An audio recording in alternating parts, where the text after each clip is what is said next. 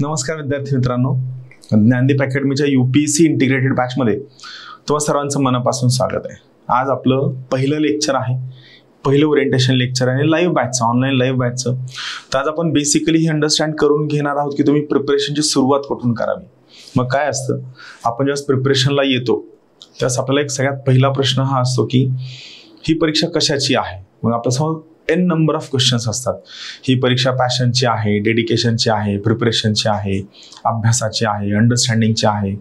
खूप सगळे लोक तुम्हाला सांगतात की this examination about passion, dedication, hard work, diligence, intelligence, intellectual capacity. An number of adjective यासाठी वापरले जातात. पण माझं मत थोडंसं वेगळं आहे, जे आपल्याला थोडंसं महत्त्वाच्या पद्धतीने लक्षात घ्यायचं आहे. तर जर मला विचाराल की ही परीक्षा नेमकी कशाची आहे किंवा या एक्झाममध्ये जर क्लिअर करायचं असेल तर कशावर सगळ्यात मेन फोकस करावा लागतो, तर मी तुम्हाला सर्वांना सांगू इच्छितो UPSC is an examination of answer writing. हे लक्षात घ्या. जोपर्यंत तुम्हाला हे क्लिअर होत नाही की परीक्षा कशाची आहे, तोपर्यंत तुम्ही खूप मोठ्या पद्धतीने लॉंग टर्म ग्रोथ करू शकत नाही. So first thing, UPSC is an examination of what? It is an examination of answer writing. म्हणजे काय? खूप साधा कन्सेप्ट आहे. तुम्ही आन्सर कसं लिहिता, उत्तर काय लिहिता, कसं लिहिता, हे का महत्वाचं आहे. तर खूपदा काय असतं, आपण UPSC प्रिपरेशनला आलो की आपला अकॅडमिक ॲरोगन्स कधीही गेलेला नसतो. माझा शब्द महत्वाचा आहे, शब्द आहे अकॅडमिक ॲरोगन्स. अकॅडमिक ॲरोगन्स म्हणजे काय, तर मला 10वीला एवढे पर्सेंटेज होते, मला 12वीला एवढे पर्सेंटेज होते, किंवा आणखीन मी ग्रॅज्युएशनला टॉपर आहे, गोल्ड मेडलिस्ट आहे, असा आहे, तसा आहे. हा अकॅडमिक ॲरोगन्स जो आहे ना, हा खूप रिस्की आहे, हा खूप घातक आहे. मी खूपदा पाहिजे की खूप सगळे टॉपर लोक आहेत जे कॉलेजमध्ये, शाळेमध्ये, ग्रॅज्युएशनमध्ये फुल टॉपर आहेत, काही विचारात सगळे येतं, इंटेलेक्च्युअली स्ट्रॉंग आहेत, पण ही लोक कधीही UPSC मेन्स क्रॅक नाही करू शकले. किंवा या लोकांनी UPSC मेन्स जरी क्रॅक केली आणि इंटरव्ह्यू पर्यंत गेले तर या लोकांनी UPSC इंटरव्ह्यूला सुद्धा ओव्हरकम केलेलं नाहीये. हा खूप मोठी अडचण आहे. ही एवढी मोठी अडचण आहे ना की या ठिकाणी लोकांना हा डिफिकल्टी पडते की यार मी का क्लिअर होत नाही. BA ग्रॅज्युएशन असणारा, BCom ग्रॅज्युएशन असणारा, BSc ग्रॅज्युएशन असणारा, फार्मसी ग्रॅज्युएशन, कुणीही व्यक्ती खूप सहज, साध्या सोप्या सरळ पद्धतीने खूप सहज पास होतो. आणि मला एवढं चांगलं अकॅडमिक ट्रॅक रेकॉर्ड असताना, अकॅडमिक करिअर एवढं एक्सलेंट असताना, why I am not able to crack this examination? Main reason is you are not able to give justice to the UPSC. You are not able to give justice to civil services examination. Always remember, तुम्हाला civil services एक्झामिनेशनला justice देता यायला हवा. मग याला justice द्यायचं म्हणजे नेमकं काय करायचं, तर पहिलं लक्षात ठेवायचं, this examination is not about hard work, it is not about your intellectual capacity, it is not about your passion, it is not your life, dream, dedication. Absolutely not. It is an examination which is about answer writing. Why about answer writing? See, it has a reason. तुम्हाला ग्रॅज्युएशनला किती percentage होते, 12वीला किती percentage होते, तुम्ही किती हुशार आहात, किती सिन्सिअर आहात, किती डेडिकेटेड आहात, याच्याबद्दल UPSCच्या पेपर इव्हॅल्युएटरला काहीही घेणं देणं नाहीये. UPSC पेपर इव्हॅल्युएटरचं काय म्हणणं आहे की ज्या व्यक्तीने या ठिकाणी हा पर्टिक्युलर पेपर लिहिलेला आहे त्या पर्सनची आन्सर रायटिंग कशी आहे. जे पेज असतं ना तुमचं आन्सर रायटिंगचं, that main answer booklet, that main answer writing sheet is main means of communication between you and paper evaluator. ते सगळ्यात मेन मीन्स ऑफ कम्युनिकेशन आहे तुमच्यामधलं आणि UPSC पेपर इव्हॅल्युएटर मधलं. बाकी कुणीही त्यामध्ये मीन्स ऑफ कम्युनिकेशन नाहीये. क्लिअर ही गोष्ट. सो यामुळे काय लक्षात घ्या, सगळ्यात पहिली महत्वाची गोष्ट या पर्टिक्युलर ठिकाणी इथे पक्क लक्षात घ्या की आन्सर रायटिंग सगळ्यात महत्वाची आहे, ज्यावर तुम्हाला सगळ्यात जास्त काम करायचं आहे. मग याचा जर आपण विचार केला तर लक्षात घ्या, अकॅडमिक ॲरोगन्स तुम्हाला बाजूला ठेवून या ठिकाणी प्रिपरेशन करावं लागेल. मग जर UPSC is an examination of answer writing, तर आन्सर रायटिंगसाठी तुम्हाला सगळ्यात मेन कशावरती सगळ्यात जास्त हँड असावा लागणार आहे. इथं पक्क लक्षात घ्या, आन्सर रायटिंग तुम्हाला सगळ्यात मेन वर्क करावं लागणार आहे लँग्वेजवरती. लँग्वेजवर तुम्हाला सगळ्यात जास्त वर्क करावं लागणार आहे. लँग्वेजमध्ये 2 कॉम्पोनेंट येतात. पहिला आहे तुमची हँडरायटिंग कशी आहे, हे महत्वाचं आहे बरं का. तुम्हाला वाटू शकतं की सर UPSC एवढं बारीक बघते का? हो, तुमची हँडरायटिंग कशी आहे. दुसरी महत्वाची गोष्ट तुमचं वर्ड्स आणि सेंटेन्सेसचं सिलेक्शन कसं आहे. या 2 गोष्टी, how is your handwriting, second is what is the selection of your words and your sentences. So first thing you are expected to work a lot on the लँग्वेजवर काम करताना हँडरायटिंग. इथं महत्वाचा खूपदा एक प्रश्न असतो की sir what if my handwriting is not good, can I clear the examination? Yes. UPSC generally do not go into the quality of your handwriting. The only thing, your handwriting should be clear, स्पष्ट असायला हवी, legible, वाचण्यायोग्य असायला हवी, आणि सगळ्यात महत्वाची गोष्ट त्याचा अर्थ लागायला हवा. प्रॉपर पंक्च्युएशन मार्क्स त्या ठिकाणी यूज करायला हवे तर ऍक्सेप्टेबल आहे. पण जर समजा माझी हँडरायटिंग चांगली नाहीये तर याला मी ऑफसेट कसं करू? जर माझी हँडरायटिंग चांगली नाही तर मग मी या ठिकाणी वर्क कसं करू सो दॅट माझ्या चांगली हँडरायटिंग नसण्याची जी निगेटिव्हिटीज आहेत याला ओव्हरकम कसं करू? तर याला महत्वाची गोष्ट आहे केअरफुल सिलेक्शन ऑफ वर्डवर खूप जास्त काम करावं लागणार आहे, सेंटेन्सेसवर काम करावं लागणार आहे, आणि सगळ्यात महत्वाची गोष्ट you will have to focus more and more on your content. Handwriting चांगली नसली तरी सुद्धा चालतं, पण तुम्हाला कंटेंटवर खूप जास्त काम करावं लागणार आहे, जो कंटेंट तुमचा चुकता कामा नये. जर समजा तुमचा हा कंटेंट चुकला तर तुम्हाला खूप मोठ्या प्रमाणामध्ये ग्रोथ मिळणार नाहीये, हे महत्त्वाचं. सो काय लक्षात घ्या, UPSC is an examination of answer writing. Answer writing मध्ये सगळ्यात मेन फोकस कशावरती करायचा आहे? लँग्वेजवरती करायचा आहे. लँग्वेज मधले 2 डायमेन्शन्स, खूप डायमेन्शन्स आहेत, इथं फक्त सिम्पली 2 डायमेन्शन सांगतो. First dimension is handwriting. What if your handwriting is very bad? Doesn't make any difference unless and until you have careful selection of words, good selection of sentences, and you are very strong by content. जर हे असेल तर फरक पडत नाही. Clear हा point. So पहिली लक्षात घ्या, it is an examination of answer writing and here you have to focus more and more on what? You have to focus more and more on the language part, ज्यावर खूप काम करायचं. मग आपण सुरुवात इथून करूया. Let start with this particular point की नेमकं काय करायचं. सो जर आन्सर रायटिंगवर तुम्हाला फोकस करायचा, लँग्वेजवर फोकस करायचं, तर लँग्वेज इम्प्रूव्ह कुठून करायची? सो मी लँग्वेजवर डिटेलमध्ये तुम्हाला बोलणार आहे. सगळ्यात महत्वाची गोष्ट, तुम्हाला या ठिकाणी लँग्वेजचे क्लास सुद्धा होणार आहे. आन्सर रायटिंगची जी लँग्वेज आहे ती तुमची आन्सर रायटिंगची लँग्वेज कशी असावी, यात तुम्ही काय वर्कआउट करावं, काय स्टडी करावं, हे तुम्हाला टीच केलं जाईल. पण तरी इथं फक्त काय लक्षात घ्या, लँग्वेज इम्प्रूव्ह करायची तर कुठून इम्प्रूव्ह करायची? First thing, every one of you should go for the paper which is called as the Hindu. Then the most important question, sir, should we read entire the Hindu? No need. Complete Hindu read करण्यासाठी it will take you almost 3 to 4 hours per day in first 2 months. Concept clear नसतात, खूप साऱ्या गोष्टी माहीत नसतात, reading speed नसते, बसण्याची capacity नसते, पेशन्स नसतो, आणि अशा केसमध्ये कोणीतरी हिंदूबद्दल एवढं सगळं सांगून ठेवलंय की आपल्याला हे वाटतं की सर मला हिंदू वाचायला 3 ते 4 तास लागतात, क्लास 3 ते 4 तास असतो, हिंदू 3 ते 4 तास, मग बाकीचं मी GS रीडिंग केव्हा करायचं, काय करायचं? So I would suggest you no need to go for Hindu. No need to go for reading of Hindu. पण हिंदू मधलं काय वाचायचं? तर हिंदू मधलं एक सगळ्यात महत्वाचा कॉम्पोनेंट आहे which is called as letters to editor. What are this letters to editor? Letters to editor are available on the editorial page, ज्यामध्ये रिसेंटला ज्या सगळ्या इव्हेंट्स घडलेल्या आहेत, ज्या इश्यूज झालेले आहेत, ज्या न्यूज आलेल्या आहेत की ज्या सोशली आणि इकॉनॉमिकली इम्पॉर्टंट आहेत, कॉर्पोरेटच्या अँगलनं महत्त्वाच्या जरी नसल्या तरी सोशिओ इकॉनॉमिक कॉज असणाऱ्या ज्या सगळ्या न्यूज आहेत, या न्यूजबद्दल every newspaper demands opinion of the public, opinion of the people, and all these people write their opinion to this newspaper. What happened? The editor takes these opinions and modify these opinions and put it into the newspaper in a proper format which is called as letters to editor, which are available in just only 40 to 50 words. In many cases these letters to editor are given in 30 to 35 words only, not more than that. But this helps you to build sentences, helps you to build your perspective, your opinion, your vision, your words. That's why this letters to editor is the most crucial part of this entire preparation. हा सगळ्यात महत्त्वाचा part तुमच्या सगळ्याच्या सगळ्या प्रिपरेशनचा, ज्यावर तुम्ही लक्ष द्यायला हवं. दुसरं महत्त्वाचं आहे which I would recommend you, that is in this particular case 2 magazines are there. One is Yojna magazine plus second is Kurukshetra magazine. Yojna magazine and Kurukshetra magazine, these are government publications. Yojna magazine and Kurukshetra magazines are government publication. Basically काय आहे, योजना आणि Kurukshetra magazine मध्ये सध्या government समोर सगळ्यात महत्त्वाचा issue काय आहे, त्या प्रत्येक इश्यूवरती 1 महिन्याचं योजना डेडिकेटेड असतं. आणि कुरुक्षेत्रमध्ये specifically rural development, agricultural development वर मेन फोकस असतो. ॲग्री रुरल डेव्हलपमेंटवर कुरुक्षेत्रामध्ये मेन फोकस असतो.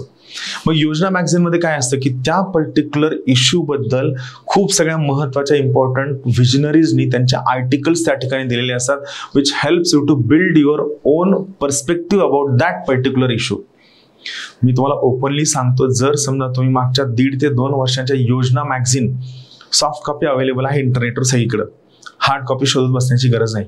जर मागच्या 1.5 ते 2 वर्षांच्या योजना मॅगझिन प्रॉपरली तुम्ही गो थ्रू केलात, त्यातले टायटल्स फक्त जरी बघितलेत तरी तुम्हाला अंदाज येईल की याच्या बेसिसवरती UPSC खूप मोठ्या प्रमाणात पेपर सेट करते, मोठ्या प्रमाणात क्वेश्चन्स फ्रेम करते आणि खूप मोठ्या प्रमाणात तुमच्या आन्सर रायटिंगसाठी सुद्धा खूप जास्त महत्त्वाचं ठरतं, खूप जास्त. So that's why what is important, you have to work on Yojana magazine, you have to work on Kurukshetra magazine, जे खूप जास्त महत्त्वाचं आहे. क्लिअर ही गोष्ट. So first it is about the Hindu letters to editor, second it is about Yojana and Kurukshetra magazine.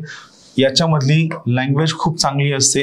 Then comes your main question, sir आम्ही योजना आणि कुरुक्षेत्राच्या notes काढाव्या का? ॲब्सोल्युटली गरज नाही. योजना कुरुक्षेत्र मॅगझिनच्या नोट्स काढण्याची खरंच गरज नाही. मग योजना कुरुक्षेत्र सगळंच्या सगळं वाचून व्हायला हवं का? बिलकुल, त्याची सुद्धा आवश्यकता नाही. योजना कुरुक्षेत्रामधले महत्त्वाचे सिलेक्टेड आर्टिकल सगळे वाचायला हवे का? आवश्यकता नाही. योजना कुरुक्षेत्राच्या तुम्हाला जर वेळ मिळतो तर आर्टिकल वाचा सगळे, काही इश्यू नाही. त्यात खूप चांगल्या पद्धतीने दिलेलं असतं, खूप सगळे डायमेन्शन्स कव्हर केलेले असतात. पण जर तुम्हाला वेळ मिळत नसेल, तुमचा खूप सगळे अभ्यास किंवा तुम्ही जॉब करत करत प्रिपरेशन करत असाल, तर योजना आणि कुरुक्षेत्र जे मॅगझिन आहे, या योजना आणि कुरुक्षेत्र मॅगझिनमधनं जे प्रत्येक आर्टिकल आहे, प्रत्येक आर्टिकल मधले बिगिनिंगचे 2 ते 3 पॅसेज आणि तुमच्या आर्टिकलच्या एंडचे 4 ते 5 पॅराग्राफ तुम्ही गो थ्रू करावं.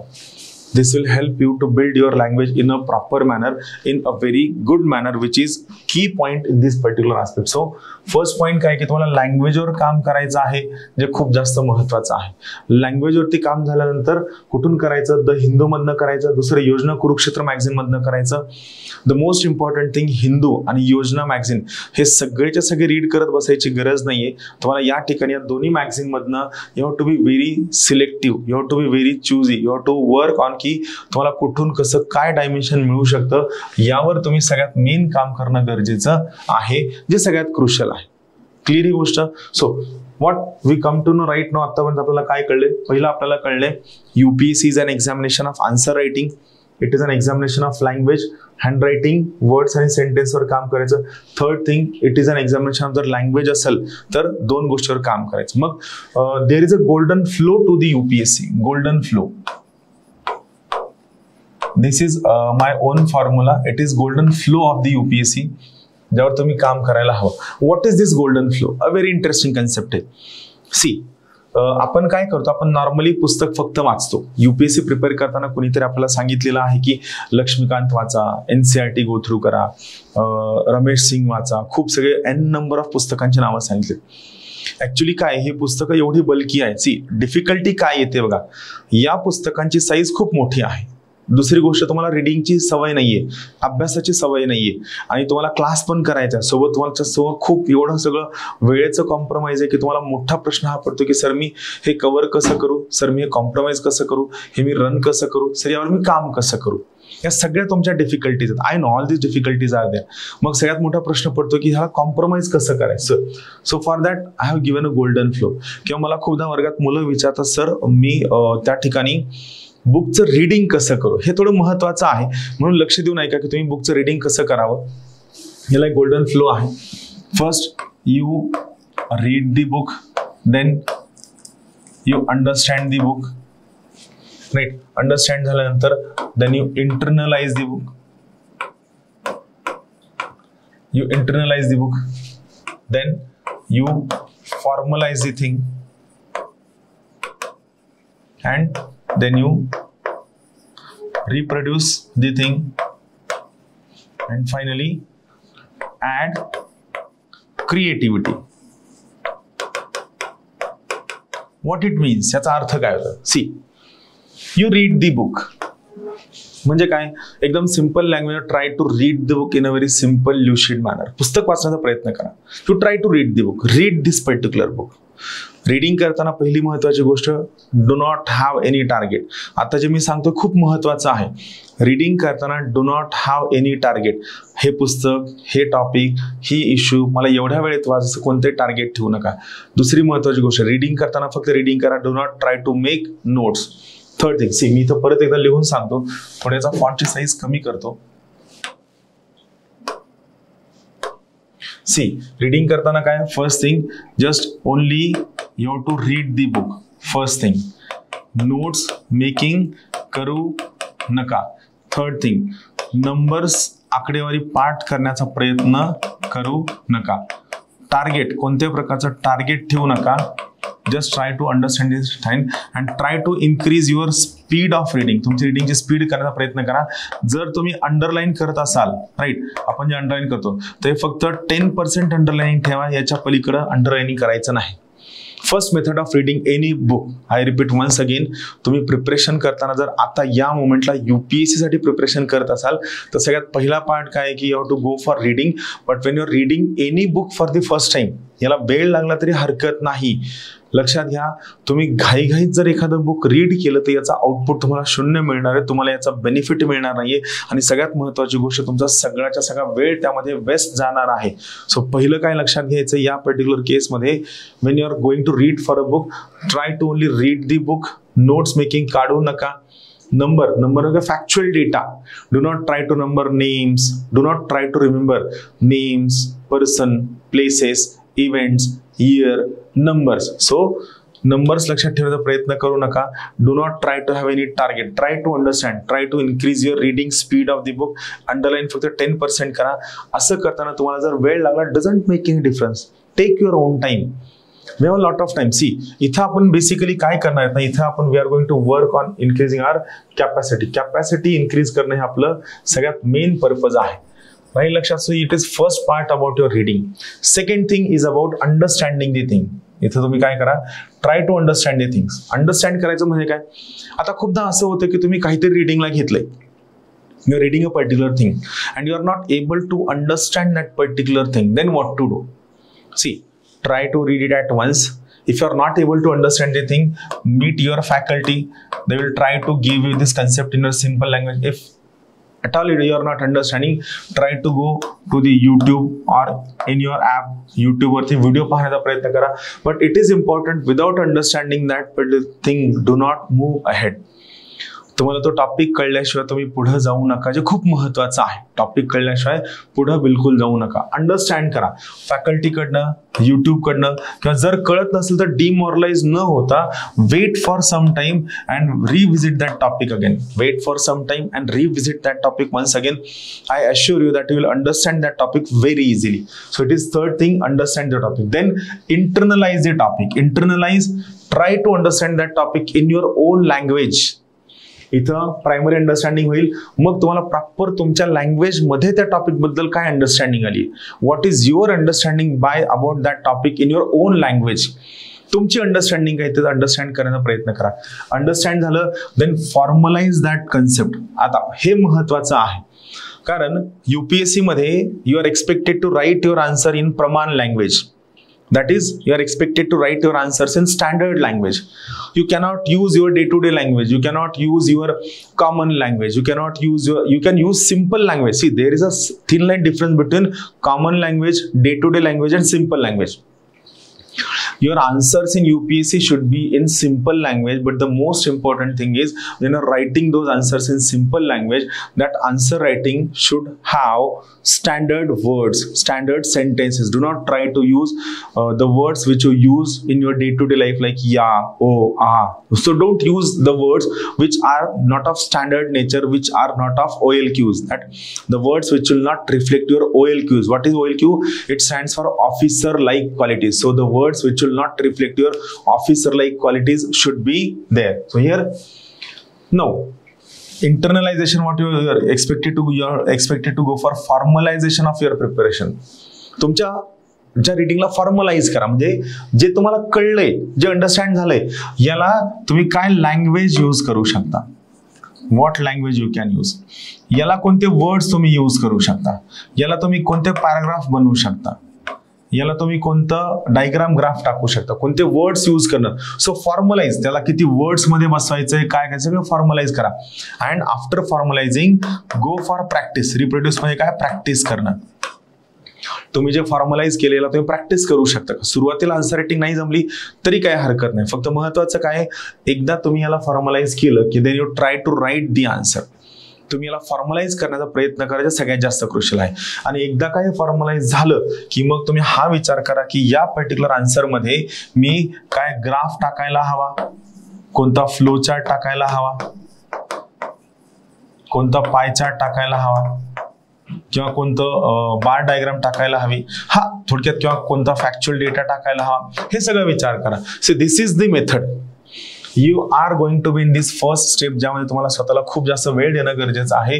या ठिकाणी जर तुम्ही स्वतःला वेळ दिला नाही तर लक्षात घ्या तुम्हाला लॉंग टर्म ग्रोथ मिळणार नाही. So in my opinion this is the golden flow. Read, understand, internalize, formalize, reproduce, and finally add creativity. Why creativity is important? A very simple logic is there.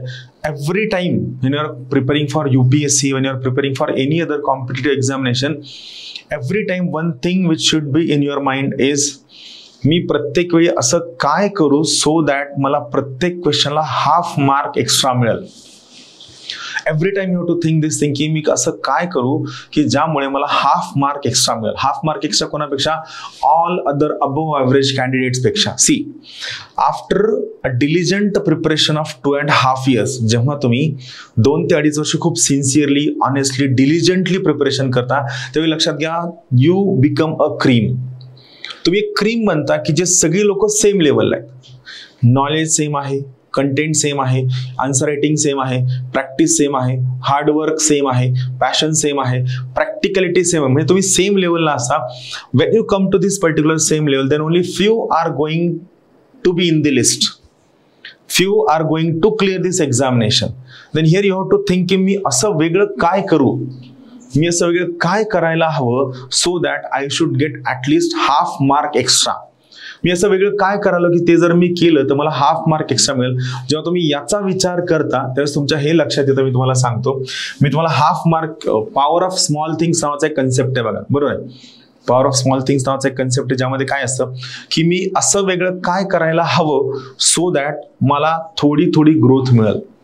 Now when we are thinking about power of small things, तिथं महत्वाचं काय आहे या power of small things मध्ये तुम्हाला प्रत्येक वेळेस हा विचार करायचा की मी वेगळं काय करू जेणेकरून मला बाकीच्यांपेक्षा हाफ मार्क एक्स्ट्रा मिळेल. तुम्ही साधा विचार करा, एका क्वेश्चन पेपरमध्ये अराउंड 20 क्वेश्चन्स असतात. 20 क्वेश्चन्स. बाकी सगळ्या लोकांपेक्षा जर तुम्ही हा विचार केला की मला प्रत्येक क्वेश्चन मध्ये हाफ मार्क एक्स्ट्रा मिळावा, तर 20 इंटू हाफ किती होतात, एका पेपरचे 10 होतात. इंटू 4 पेपरचे किती झाले, 40 मार्क्स झाले. प्लस ऑप्शनचे 20 ऍड झाले 60. So you are going to up by 60 plus marks. You are going to be up by 60 plus marks. तुम्हाला 60 पेक्षा जास्त मार्क्स मिळणार, जे सगळ्यात महत्वाचे काय आहे, तुम्हाला 60 प्लस मार्क्स मिळणार आहेत, हे सगळ्यात जास्त महत्वाचं आहे. 60 प्लस मार्क्स मिळणार आहेत, करेक्ट ही गोष्ट. आता इथं महत्वाचं काय, जेव्हा तुम्हाला 60 प्लस मार्क्स मिळणार आहेत, एका मार्क्स वरती at least 25 candidates are there. 25 candidates. So इथं तुमची रँक किती मार्कांनी इम्प्रूव्ह होईल तुम्ही विचार करा. सो इथं महत्वाचं काय की you are going to be in that top list. That's always think this point is very very important. Value addition, you have to think always that what different I should write so that I can score maximum number of marks. So read, understand, internalize, formalize, reproduce, and finally add creativity. Every time you have to think what different I should write so that I can score maximum number of marks. सगळ्यात crucial thing आहे ही सगळी examination clear करण्याची. Clear, पहिला point तुमच्या लक्षात आला, what to start, answer writing, language, then comes golden flow. Now will try to classify our syllabus. आपण आपल्या UPSC बॅच मध्ये कोणत्या पद्धतीने जाणार आहेत, कसं जाणार आहेत, काय अंडरस्टँड करणार आहे, काय रीड करणार आहे, याला आपण क्लासिफाय करण्याचा प्रयत्न करणार आहोत. याला आपण अंडरस्टँड करण्याचा प्रयत्न करणार आहोत की नेमकं कसं जाणार आहे. Now to understand this particular thing I want to tell you की आपण प्रिपरेशन करताना कोणत्या फ्लोने जाणार आहे. तर आपला फ्लो कसा असणार आहे, सगळ्यात अगोदर we are going to work on basic, त्यानंतर we are going to work on mains of UPSC, and finally we are going to work on prelims of the UPSC. Correct आहे. We are going to work on prelims of the UPSC. Now see, इथे महत्वाचं काय, I want to tell you one very important thing. See, basic मध्ये आपण काय study करतो? Basic मध्ये आपण पॉलिटी, करेक्ट आहे, then there is economy, then there is geography, then there is history, then there is societies in mains, then there is history is there, then there is environment, right, and finally there is a science, but science is there only in prelims. Now first we are going to study basics of the entire our GS syllabus. आता हा जो basic portion आहे ना GS चा, हा basic portion as it is mains मध्ये सुद्धा आहे, हा basic portion as it is prelims मध्ये सुद्धा आहे. It means when in the beginning we are going to study basic of our syllabus, this portion basic of our syllabus is as it is common in mains of UPSC, it is as it is common in prelims of UPSC. Clear? It is very interesting. So खूपदा असं होतं की मुलांचं म्हणणं असं की sir तुम्ही आम्हाला वर्ल्ड हिस्ट्री शिकवा, सर तुम्ही आम्हाला डिफिकल्ट स्कीम शिकवा, गव्हर्नमेंट स्कीम शिकवा, अमकं शिकवा, तमकं शिकवा. See, try to be very simple, try to keep everything simple. I want to tell you one very interesting thing की या ठिकाणी आपण जे सगळं स्टडी करणार आहोत, या ठिकाणी स्टडी केलेल्या बेसिकची everything is as it is part of UPSC mains, आणि बेसिकमध्ये स्टडी केलेलं everything is as it is part of UPSC prelims. So we are going to study both mains and prelims in the beginning. Then comes mains. आता mains मध्ये काय असं, will try to understand. See, हे थोडं interesting concept, एकदा तुम्हाला हे कळलं ना की सोपं होऊन जाईल. Now the syllabus of UPSC mains can be categorised into two part. One part which is called as non-conventional GS. It is called as non-conventional GS. Second part it is called as conventional GS. It is called as conventional GS. म्हणजे काय आहे? So आपला जो मेन्सचा portion आहे, it is categorized into two parts. One is conventional. I am not talking about optional. I am talking purely about general studies. Even I am not talking about CSAT. CSAT is absolutely a part of our entire batch. We are going to teach you CSAT in a very nice manner from the beginning. आपण सुरुवातीपासून CSAT घेणार. CSAT teach करताना आपण सुरुवातीला basic lecture घेणार, त्यानंतर medium lecture, and finally we are going to work towards advanced, which is the right now agenda of UPSC, that UPSC is asking you question to the toughness level of almost CAT. That's why we are going to teach you CSAT to the level of CAT, so that you should be able to clear this examination in any way, whatever be the possible reasons. Now see, mains syllabus can be categorized into two parts. One is non-conventional GS, second is conventional GS. Main syllabus can be categorized into non-conventional GS and second is conventional GS. Now conventional GS मध्ये काय येतं? It covers polity, it covers economy, history, geography, environment, all these things. These are conventional GS. Correct? Polity, economy, history, geography, and this is conventional. It means whatever basic that we are studying is part of conventional GS, and this conventional GS is as it is 100% prelims. It means the syllabus of preliminary examination, which is as it is common in UPSC mains, will be called as conventional general studies syllabus. Clear this thing?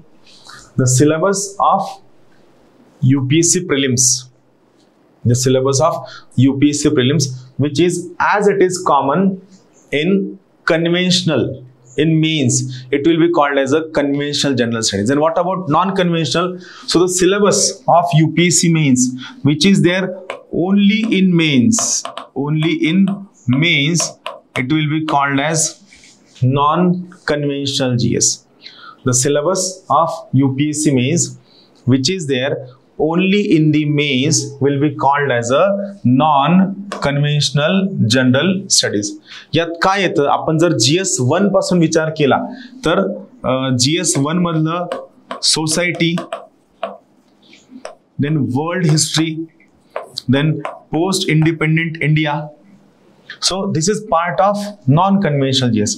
GS2 madla social justice and governance, then international relations is part of non-conventional GS. GS3 madla agri economy, internal security, disaster management, then socio economic डेव्हलपमेंटचा काही portion हा as it is part of non conventional, and GS4 100% is part of non conventional GS.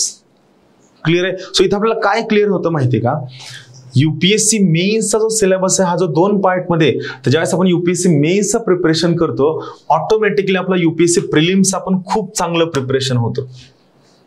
पण यासोबत UPSC non conventional GS हा खूप महत्वाचा आहे. म्हणजे लक्षात घ्या, तुम्ही आता प्रिपरेशन सुरू केलं तर ऑलमोस्ट आपण काय करतो, ऑलमोस्ट आपण 15th ऑफ डिसेंबर पासून आपण प्रिलिम्सचं प्रिपरेशन सुरू करतो. 15th of December. या वर्षी तुमची प्रिलिम्स केव्हा आहे? It is on 25th of मे 2025 ला तुमची UPSC प्रिलिम्स आहे. करेक्ट आहे? 25th ऑफ मे 2025 ला जर तुमचे प्रिलिम्स असेल तर या केसमध्ये तुम्हाला आत्तापासून प्रिपेअर करून ठेवायचं, आत्तापासून प्लॅन करून ठेवायचं काय करायचंय. मग जर असं असेल तर तुम्हाला आत्ताचा जो वेळ आहे, समजा जून पासून ते डिसेंबर पर्यंत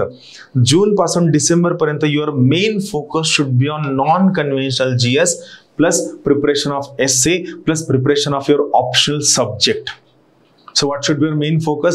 Your main focus should be on non-conventional GS first thing, preparation of optional second thing, preparation of essay third thing. या 3 गोष्टी तुम्हाला सगळ्यात मेन फोकस करावा लागणार आहे, कारण after 15th of December you are going to prepare prelims, आणि जो तुमचा ॲज इट इज कॉमन आहे.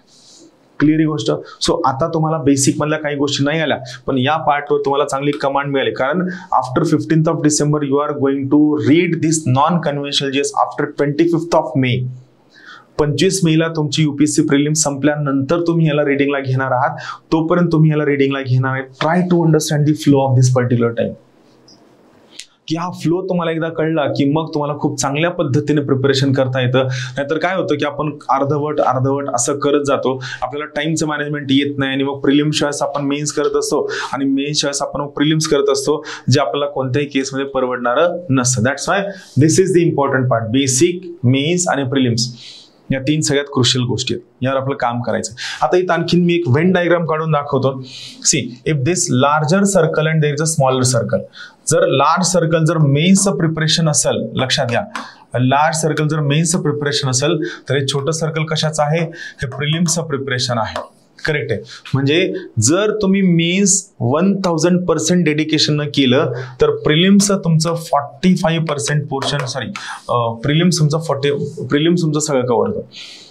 तुम्ही प्रिलिम्स जर खूप चांगली केली, what I want to say, prelims जर खूप चांगली प्रिपरेशन केली तर तुमचा मेन्सचा 45%चा पोर्शन कव्हर होतो. हे काढून टाका. प्रिलिम्स खूप डेडिकेशन न केली तर तुमचा मेन्सचा 45% पोर्शन खूप चांगल्या पद्धतीने कव्हर होतो.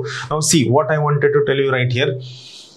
बेसिक झाल्यानंतर मेन्स झाल्यानंतर तुम्ही 15th ऑफ डिसेंबर पासून तुम्ही प्रिलिम्सला शिफ्ट होता, तर 15th ऑफ डिसेंबरला प्रिलिम्सला शिफ्ट झाल्यानंतर इथं तुम्ही प्रिलिम्सचं प्रिपरेशन करताना इथं जर 100% डेडिकेशन तुम्ही दिलं तर तुमचा मेन्सचा जवळपास 45% portion as it is cover होतो. Here I want to tell you one thing. Those people who prepare mains with very dedication, they never fail prelims. Thumb rule आहे. Those people who prepare mains with utmost dedication, those people who prepare mains with very nicest dedication, they never fail prelims. And those people who give 1000% of their dedication to prelims, they are always good ranker. Why? Because when you prepare prelims, while preparing prelims, your main focus is on factual data, is on number, is on person, is on places, it is on committees, commissions, current events, case studies यावर सगळ्यात main focus असतो. आणि प्रिलिम्सच्या या सगळ्या ज्या केस studies तुम्ही use करणार आहेत, you can use these case studies in mains as it is. Mains एक्झामिनेशनला तुम्ही या case studies as it is use करू शकता, which is going to be the part of your value addition, जे तुम्हाला सगळ्यात मेन पद्धतीने बेनिफिट देणार आहे. It is going to be part of your value addition. Clear this part? हा सगळ्यात मेन पार्ट. सो काय लक्षात ठेवायचंय, you are expected to work on basic, then you are expected to work on mains, then you are expected to work on prelims. प्रिलिम्सचं preparation करताना या लेवलला जाऊन प्रिपरेशन करायचंय, so that you are able to write the things in a very nicest possible manner. सगळ्यात चांगल्या manner तुम्ही answer लिहू शकता, हे तुम्हाला कोणत्याही केसमध्ये करणं गरजेचं आहे. So what we have seen the flow of prelims, mains and interview, basic, mains आणि प्रिलिम्स हा फ्लो आपण स्टडी केला. Now one important thing which I want to tell you that every one of you should focus is, तुमच्या सगळ्यांचं म्हणणं असं, sir आम्हाला काय करायचं, आम्हाला आन्सर रायटिंग करायची आहे आणि आम्हाला नोट्स काढायचं. So every one of you is more interested in making notes. कारण काय असतं की खूप लोकांचं म्हणणं असतं, सर जोपर्यंत मी लिहित नाही तोपर्यंत मला आन्सर रायटिंग केल्याचा फील येत नाही, जोपर्यंत मी लिहित नाही तोपर्यंत माझ्या गोष्टी लक्षात राहत नाहीत, जोपर्यंत मी रायटिंग करत नाही तोपर्यंत मला लॉंग टर्म ग्रोथ मिळत नाही. हा सगळ्यात मेन ड्रॉबॅक या ठिकाणी असतो. मग खूप सगळी लोक प्रश्न विचारतात की सर नोट्स केव्हा काढाव्या, काय करावं, नोट्स काढण्यासाठी काय करायला हवं, what all things I should go for making notes. So for that one very simple thing, one very simple strategy I want to discuss with you. See there is a simple saying, तुम्ही notes केव्हा कराव्या, you should make notes after 3 months, sorry after 6 months. तुम्ही 6 महिन्यानंतर notes प्रिपरेशनला घ्यावं, किंवा तुम्ही after minimum 3 reading, दोन्हीपैकी जे तुम्हाला सुटेबल वाटतं त्यावेळेस तुम्ही नोट्स मेकिंगला घ्यावं. तोपर्यंत तुम्ही नोट्स मेकिंगला घेऊ नये. का नोट्स मेकिंगला सुरुवातीला घेऊ नये? कारण तुम्ही आता 1 night fight मध्ये डिग्री काढली आहे, 12th नंतर स्टडीची हॅबिट संपलेली आहे, आणि सगळ्यात मेन डिफिकल्टी ही आहे की आपल्याला हा प्रश्न पडलाय की सर मी नेमकं काय करू, मला प्रश्न पडलाय लास्ट मोमेंटला मी काय रिवाइज करू. आणि मग तुम्ही आता जर नोट्स काढण्यासाठी घेतल्या तर तुम्ही काय करता माहिती का, तुम्हाला प्रत्येकच गोष्ट महत्वाची वाटते, because you are newcomer. This entire syllabus, all these things are completely new to you. आणि मग न्यू कमर असण्या सगळ्यात मेन लॉस काय होतो की आपल्याला हे कळते की आपल्याला जमतच नाहीये, आणि मग तुम्ही सगळ्याच गोष्टी लिहून ठेवता, आणि मग तुम्ही स्वतःचा एक सेपरेट मोठं रजिस्टर भरता, मग त्याचे एक नोटबुक भरता, मग त्याची एक डायरी भरता, त्याचं एक पेजवर लिहिता, आणि सगळ्यात शेवटी तुम्हाला स्वतःवर एवढा विश्वास नसतो की तुम्ही काढलेल्या स्वतःच्या नोट्स तुम्ही कधीही रीड करत नाही. Never. So what I want to suggest you right here is, for making notes take at least 6 months, or at least if तुम्ही जर खूप अगोदरपासून प्रिपरेशन करत असाल तर take at least 3 readings before starting to make any kind of notes. कोणत्याही प्रकारच्या notes making करायला स्टार्ट करण्याच्या अगोदर take at least 6 months or minimum 3 readings must be completed to start making any kind of the notes. मग इथं महत्वाचं काय, how to make notes हा एक इंटरेस्टिंग कन्सेप्ट आहे. UPSC मध्ये नोट्स कशा काढायच्या मी तुम्हाला एका पेजवरती दाखवतो, हे क्लिअर करतो, लक्ष द्या इथे काय तर मी तुम्हाला क्लिअर होऊन जाईल. So when you are making notes making करताना काय लक्षात ठेवायचंय, whatever note that you are going to make should sit on a single page, so that particular note should sit in your eye span. एका single पेजवरती ती particular notes बसायला हवी. See I will tell you whatever notes that you are going to make. If this is a page, let us say this is a page and you are going to make a note, take a blank page. First thing, always make a notes on blank page. Second, always use gel pen. I repeat once again, take a blank page. Second, always use gel pen so that notes will sustain for a longer time period. When you use ball pen, that everything gets spreaded due to the oil which is there in your ball pen. So always use gel pen. Now, let us say you are going to make a note on what? Let us say any concept. For example, women. You are going to make a note on women. Women's organization is there in your syllabus, so you're going to make a notes on women. So what you should write in first 3 to 4 lines, write 25 to 30 keywords, right? 25 to 30 keywords. Which keywords? असे keywords की जे women वरती कोणत्याही पद्धतीने question आलं तरी त्या विमेनच्या क्वेश्चनचं काय असायला हवं, ते तुमच्या विमेन रिलेटेड क्वेश्चनचं इंट्रोडक्शन असायला हवं. So these 25 to 30 words must be used for what? These must be used for introduction related to any question that is being asked regarding women. त्याच्यानंतर write definition of that particular topic. Definition of what? In 2 lines. Definition in your own language. What is meaning of own language? तुमची त्या topic बद्दलची understanding काय आहे. काय होतं, आपण एवढा सगळा सिलेबस वाचतो की एका टाइम पिरियड नंतर आपण जे रीड केलं आपण काय करतो, विसरून जातो, आणि मग आपण ते विसरलो की आपण पॅनिक व्हायला सुरू होतो की मी विसरलोय. सो आपल्याला रिवाइज करता यायला हवं. सो त्यासाठी काय की write down the definition in your own language. What is the definition? Try to write it in your own language. He language लिहून झाल्यानंतर try to write in 2 to 3 lines one formal definition. Formal definition which you are going to write in your own answer. See, you cannot use your own language definition. Yes, you can use your own language definition for new topic, innovative topic, ethics wala topic where if your language is very standard, it is acceptable. But for general studies, other papers, if you are using your own crude, common, day-to-day life, vague language, it is not going to help you. So try to use formal language, not technical. I am using what formal language is acceptable. Do not write technical definition which are boring, which are monotonous, which are very crude, and which are very what we call Barbie. So don't use technical language. Then what are the positives about that topic? What are positives about that topic? Then what are the negatives about that topic? Then what is the solution for this particular topic? Solution. If at all any problems is there. I am talking about women, you can put any topic over here. Positives about that topic, negatives about that topic. What are solutions about that topic must be put over there. Now, after putting all these things, what you are expected to, here, try to write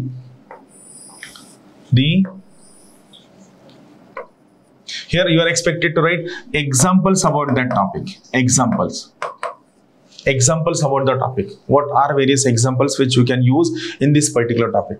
And finally, try to write here certain keywords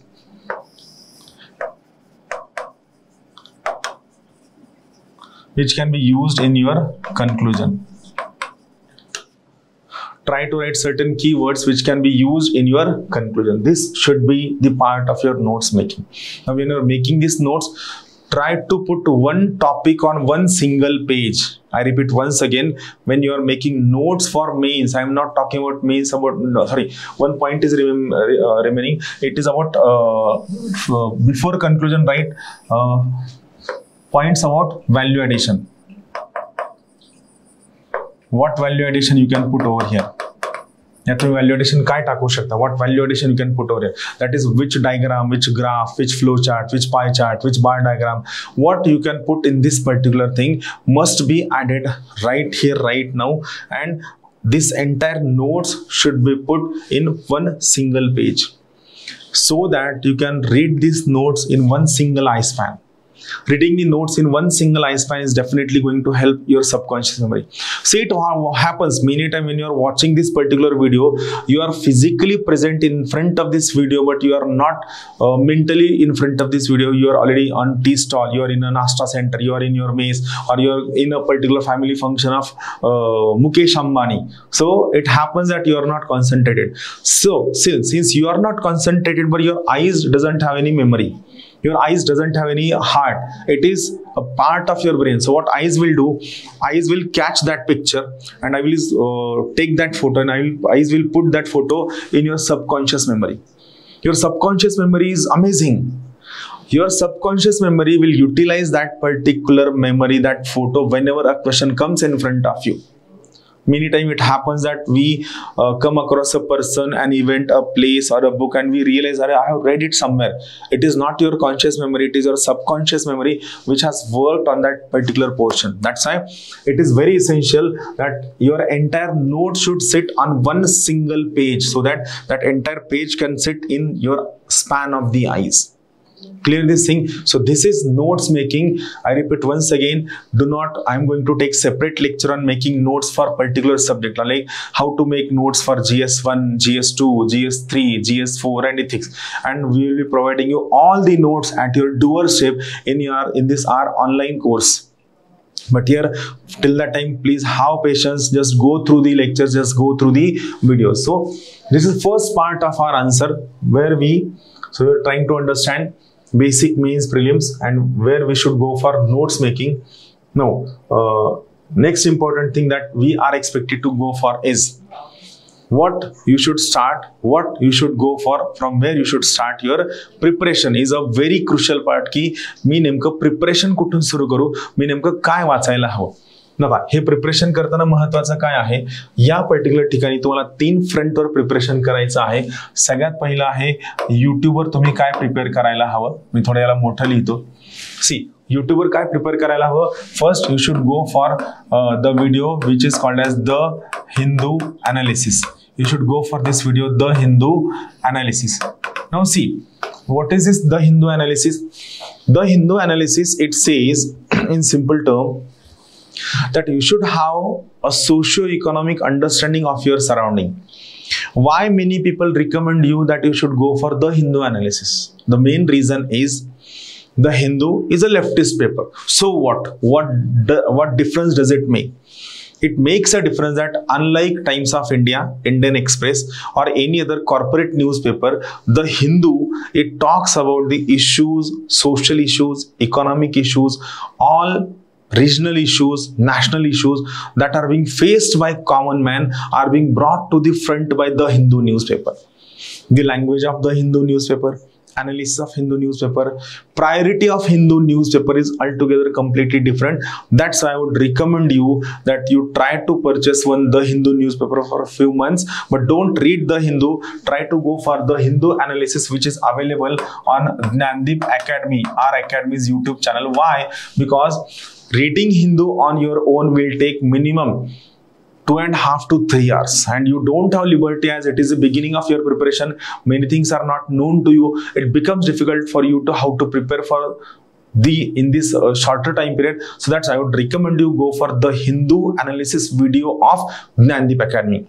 The Hindu analysis video of Gnandeep Academy covers all ranges. Basically, it tries to cover the most important issues which we are going to study right here, right now. So, and it is a lecture of just only 29 to 30 minutes. I would request you try to go through the Hindu analysis of all other YouTube channels of all other coaching classes from Delhi to Pune to Bengaluru to Hyderabad to Chennai, and try to go through the news channel that gives you, or the YouTube channel that gives you crisp understanding of the Hindu newspaper. That's why I'm telling you the Hindu analysis of Gnandeep Academy should be gone first. No need to make notes. Its notes are available in our academy's coaching class Telegram channel. Second, you try to go for daily PYQ series of UPSC, which is in English, which is famous as Samarpan. See, तुम्हाला एक महत्त्वाचा गैरसमज आहे. तुम्हाला असं वाटतं की मी जर पुस्तक वाचलं तर मी पास होईल. पण मित्रांनो, खरं सांगू का, असं बिलकुल नाही. तुम्हाला जे वाटतं की तुम्ही पुस्तक वाचलं तुम्ही पास व्हाल, जर असं असलं असतं तर जी लोक फक्त पुस्तक वाचण्यात एक्सपर्ट आहेत तीच लोक पास झाली असती.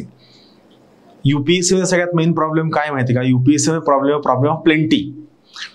आपण 1.5-2.5 वर्ष प्रिपरेशन केल्यानंतर आपल्याकडे या लेवलला नॉलेज येतं की आपल्याला प्रत्येकच गोष्ट माहीत असते, आणि प्रत्येकच गोष्ट माहीत झाल्यानंतर जेव्हा क्वेश्चन विचारला जातो तेव्हा त्या क्वेश्चन मध्ये काय विचारले यापेक्षा मला काय माहित आहे हे सांगण्याकडे आपला एवढा जास्त कल असतो की यामुळे आपण काय करतो, त्या क्वेश्चनला नीट ॲड्रेसच करत नाही.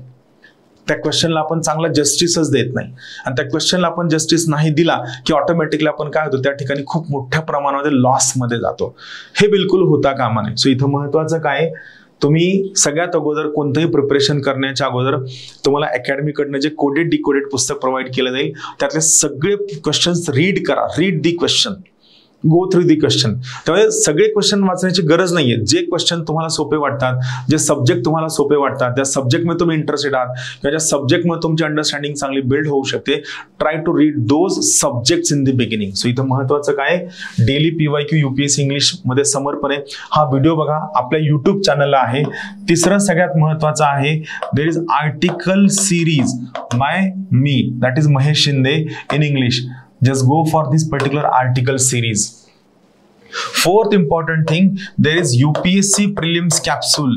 See, this is weekly video, UPSC prelims capsule. I request every one of you that if you want to clear prelims in first attempt in a very nice manner, every one of you should go for UPSC prelims capsule. Every one of you should go for UPSC prelims capsule, which is the most important part of our preparation. UPSC prelims कॅप्सूलवर जर तुम्ही काम केलं तर मी तुम्हाला सांगतो की तुमची UPSC प्रिलिम्स तुम्ही कधीही फेल होऊ शकत नाही. Out of 100 minimum 25 to 30 questions will be asked. So every वीकचं UPSC प्रिलिम्स कॅप्सूलचं जे सेशन आहे हे तुमच्याकडनं कॉम्प्रोमाइज होता कामा नये. Go for this UPSC prelims capsule in a very dedicated manner. I assure you that you will clear this examination 100%. So UPSC prelims capsule तुम्हाला गो थ्रू करायचं आहे. सो पहिली गोष्ट, प्रिपरेशन सुरू करताना जे तुम्हाला वाटतं की सरांनी काहीतरी रेफरन्स मटेरियलची पुस्तकं सांगावी, काहीतरी नवीन पुस्तकं सांगावी, काय रीड करावं हे सांगावं. So I request you instead of going in to those things, first thing युट्यूबवरचं the Hindu analysis go through करा, डेली PYQचं गो थ्रू करा, थर्ड आर्टिकलची सिरीज गो थ्रू करा, fourth UPSC prelims capsule go through करा. आणि जर तुम्हाला वेळ मिळाला तर थोडं पळवत पळत आपल्या युट्यूब चॅनलला UPSC साठी योजना प्लस कुरुक्षेत्र मॅगझिनचा इंग्लिशमधला व्हिडिओ आहेत. हे योजना कुरुक्षेत्र मॅगझिन आपल्या युट्यूब चॅनलला गो थ्रू करा. याचे व्हिडिओज या ठिकाणी अवेलेबल आहेत. Just go for these video. So these 5 things you are expected to do in the YouTube section. या युट्यूब सेक्शन मध्ये हे करताना परत महत्वाची गोष्ट काय आहे, while preparing for these thing, first thing we have given you mentorship diary. Take that mentorship diary, fill everything, work on it. See, जोपर्यंत तुम्ही तुमच्या स्वतःच्या प्रिपरेशनला ट्रॅक करत नाहीत, जोपर्यंत तुम्ही स्वतः तुमच्या सोबत ऑनेस्ट नाहीयेत, तोपर्यंत तुम्ही कोणालाही हेल्प करू शकत नाही, तुम्हाला कोणी हेल्प करू शकत नाही. तुम्ही स्वतः फक्त तुम्हाला हेल्प करू शकता. हे सगळ्यात क्रुशियल आहे. So first it is about what you are going to read on YouTube, what you are going to work on YouTube. First, ज्यांनी आत्तापासून प्रिपरेशन सुरू केले त्यांनी युट्यूबवरती या सगळ्या गोष्टी न चुकता एव्हरीडे पाहायच्या. You will start getting good results after 6 months. पण हे करणं खूप जास्त गरजेचं आहे. हे झाल्यानंतर तुम्ही ऍडमिशन घेतल्यानंतर तुम्हाला एका ऍपला ऍक्सेस मिळेल. जे तुम्हाला ऍडमिशन घेताना प्रॉमिस केलं होतं की will get recorded batch free of cost for a complete term of 2 years. आपली जी रेकॉर्डेड बॅच आहे तुम्हाला कम्प्लीट 2 वर्षांसाठी अकॅडमीकडनं फ्री ऑफ कॉस्ट मिळणार आहे. मग या कोर्सला गेल्यानंतर, या ऍपवरती गेल्यानंतर तुम्हाला काम काय करायचंय, तुम्हाला काय पाहायचं. पहिली महत्वाची गोष्ट, या ऍपवरती एक माझी एस्सेची लेक्चर सिरीज आहे, एस्से बाय महेश शिंदे. यामध्ये मी काय केलं आहे, मी जवळपास 18 to 20 लेक्चर्स घेतलेले आहेत, ज्यामध्ये मी एस्से म्हणजे काय, त्याचे डेफिनेशन काय, UPSCनं काय डेफिनेशन दिले, त्या एस्सेचा कंटेंट काय असतो, एस्सेचं चांगलं इंट्रोडक्शन कसं लिहायचं, एस्सेचं कन्क्लुजन कसं लिहायचं, हे सगळ्या गोष्टी मी त्या ठिकाणी प्रॉपरली डिस्कस केलेल्या आहेत. So you try to go through this particular essay lecture series by me. 18 to 20 sessions are there. Second case, या पर्टिक्युलर केसमध्ये ऍपवरती पॉलिटीचे माझे काय रेकॉर्डेड लेक्चर्स आहेत, पॉलिटी रेकॉर्डेड लेक्चर्स हे गो थ्रू करायला सुरू करा. Third important thing which is the most important thing is, या ऍपवरती तुम्हाला NCERT ची एक बॅच मिळेल, रेकॉर्डेड बॅच आहे, ज्यामध्ये 250+ लेक्चर्स आहेत. एक NCERT ची रेकॉर्डेड बॅच मिळेल ज्यामध्ये 250+ लेक्चर्स आहेत. यामध्ये फक्त NCERT टीच केलं गेलेलं नाहीये, तर NCERTचा पर्स्पेक्टिव्ह तुम्हाला सांगितलाय. NCERT कसं रीड करावं, NCERT मधलं कोणतं sentence you can use for introduction, कोणतं sentence you can use for conclusion, हे सगळंच्या सगळे everything has been discussed over there.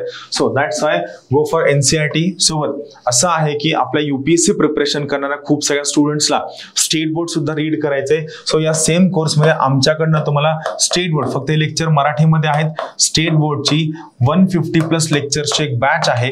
ती 150+ लेक्चर्सची एक बॅच आहे जी तुम्हाला या ठिकाणी फ्री ऑफ कॉस्ट मिळेल. So try to go for this 400+ lectures. याला थोडासा वेळ द्या. सो काय करायचं, ऍपवरती गेल्यानंतर फर्स्ट थिंग एस्सेचे लेक्चर्स पाहायचेत, पॉलिटीचे लेक्चर्स पाहायचेत, NCERT गो थ्रू करायचे, स्टेट बोर्ड गो थ्रू करायला तुम्हाला सुरू करायचंय. ऍपवरती तुम्हाला यावरती काम करायचंय, ऍपवर तुम्हाला याच्यावरती प्रिपरेशन करायचंय. त्याच्यानंतर सगळ्यात मेन पोर्शन आहे जे तुमचं म्हणणं आहे की सर मी रीडिंग काय करू. कारण काय होतं की तुम्हाला रीडिंग तर करायचं आहे, पण मोठे मोठे रेफरन्स मटेरियल मला तुम्हाला आत्ता रिकमेंड करायचे नाहीयेत, बिलकुल नाही. This is not the right time to start reading large books. पहिले 2 to 3 months you try to work on your basics. पहिले 2 to 3 months you try to build your aura, you try to build your preparation, you try to be with you. स्वतःला तुम्ही UPSC सोबत घेऊन चालायला सुरू करा. जोपर्यंत तुम्ही स्वतःला UPSC सोबत घ्यायला सुरू करत नाही तोपर्यंत तुम्हाला बेनिफिट मिळणार. सो फर्स्ट हे जे दिवस आहेत या दिवसात तुम्ही compulsory B with you. Reading मध्ये काय करायचंय, as I told you, the Hindu मध्ये काय वाचायचंय, द हिंदू मध्ये तुम्हाला फक्त एकच गोष्ट वाचायची जी आहे लेटर्स टू एडिटर. हे पहिली गोष्ट तुम्हाला रीड करायची आहे. दुसरं, हिंदू मध्ये you are expected to read columns. Which columns? See, if this is editorial page, तर एडिटोरियल पेज मध्ये महत्वाचं काय, या बाजूला दुसरं पेज आहे, हे या ठिकाणी एडिटोरियल पेज असतं, इथं असे कॉलम असतात, इथं तुमचं एडिटोरियल आहे, इथं लेटर्स टू एडिटर आहे. हे 2 कॉलम जे करंट इव्हेंट बेस्ड आहेत which are very important for your opinion building. So every day you should read these 2 columns. हे कॉलम रिडिंगला हार्डली 5 किंवा 10 मिनिटं लागतात.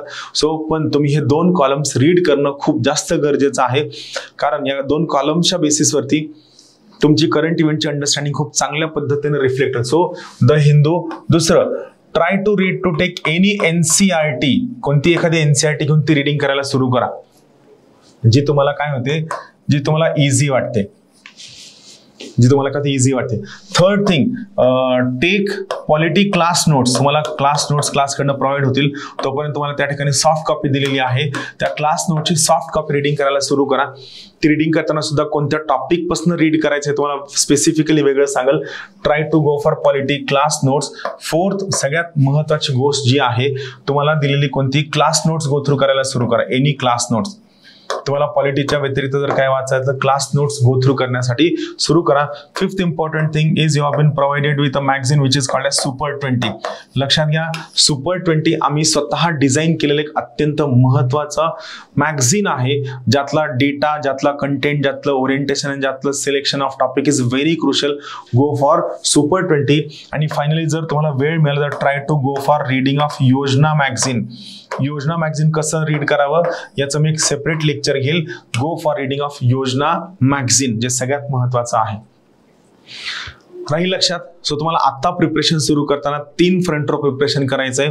पहिलं युट्यूबवरचं प्रिपरेशन, दुसरं आपल्या ऍप मधलं प्रिपरेशन, तिसरं महत्वाचं आहे जे आहे रीडिंगवरचं प्रिपरेशन. आता याच्यासोबत तुम्ही खूप नवीन आहात तरी माझं म्हणणं काय आहे, आम्ही युट्यूबवर एक नवीन सिरीज सुरू केलेली आहे जी आहे UPSC मेन्स 2024. यामध्ये काय आहे की आता जस्ट रिसेंटली सप्टेंबर महिन्यामध्ये UPSC मेन्स आहे. सप्टेंबर मंथमध्ये काय UPSC मेन्स आहे.